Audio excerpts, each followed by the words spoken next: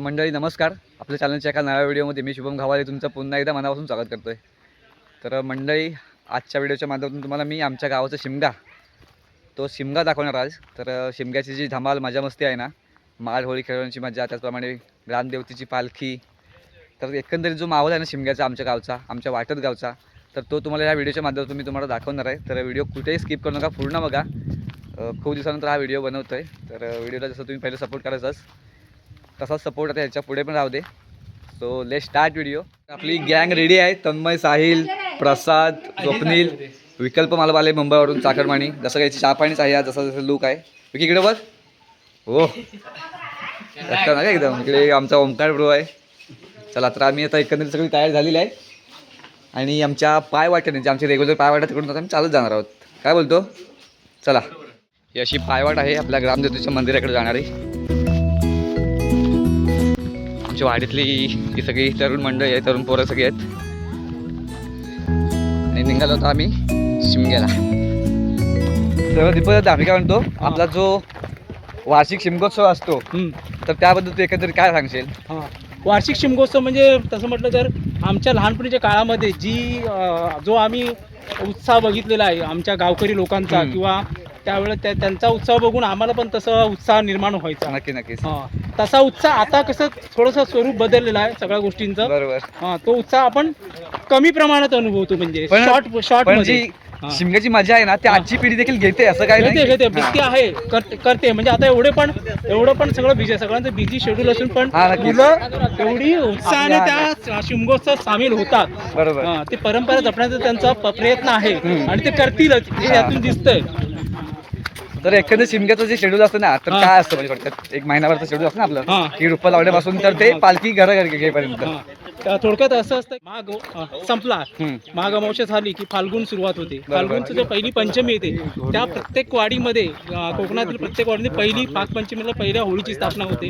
अशा 8-9 होळ्या त्या प्रत्येक वाडीमध्ये साजऱ्या होतात आणि 9वा जो होम असतो तो त्या प्रत्येक ग्रामदेवतेच्या गावाच्या ग्राम मंदिराच्या ठिकाणी होतो. 9वा होम एकत्रित होतो. सगळे गावातले, वाडीतले, प्रत्येक वाडीतले सगळे गावकरी मंडळी, सगळी स्त्रिया, पुरुष, लहान मुलं वगैरे त्या ठिकाणी जमतात. तिथे जत्रेचं स्वरूप आलेलं असतं आणि तो एक माहोल एकंदरीत चांगला असतो. जेव्हा आम्ही असं पायवाटेने जात असतो तेव्हा ते तिकडच्या ढोलांचे आवाज वगैरे ते असे वेगळेच, कानाला वेगळंच उत्साह देत असतात. पारंपरिक वाद्य ते ऐकून वेगळंच असं एक ऊर्जा वेगळी संचारते.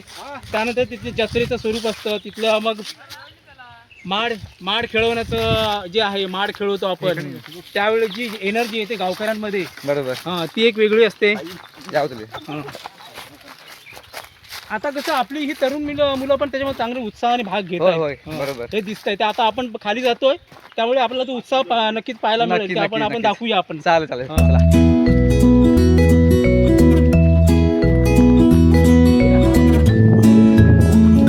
नाही आले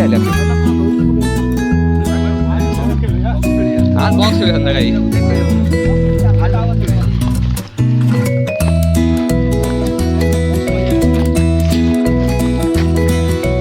ही आपली तारळची नदी आहे. आपले जे पहिले जुने व्हिडिओ असतील ना, तर ते याच नदीवर शूट झालेत. हे बघ, भारी वाटतं, एकदम शांत एकदम.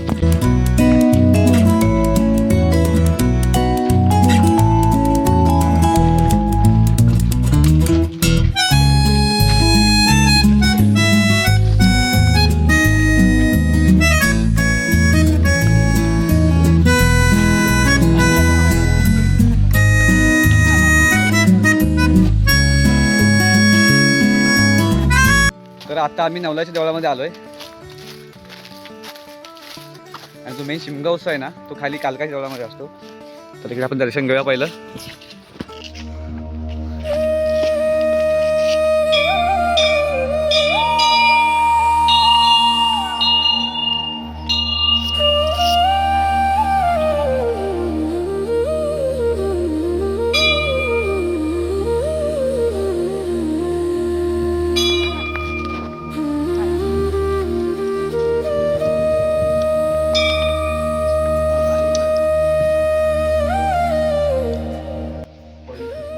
उलाई माते की जय.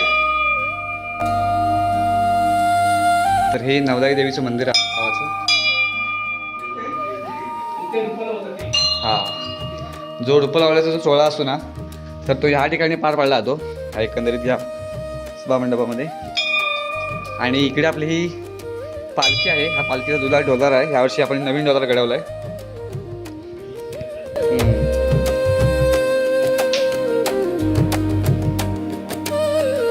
एकदम शांत राहिले ना, मस्त वाटते. खूपच छान. बाजूला आंब्याची बाग आहे इकडे.